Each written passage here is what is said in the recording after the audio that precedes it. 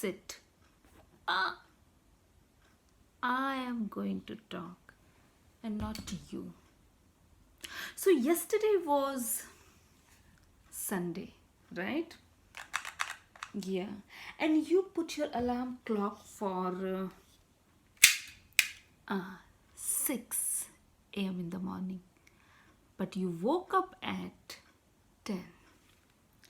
And as you know, right, that alarm clock woke me up. Yeah, so you don't have any mercy for the person sleeping next to you.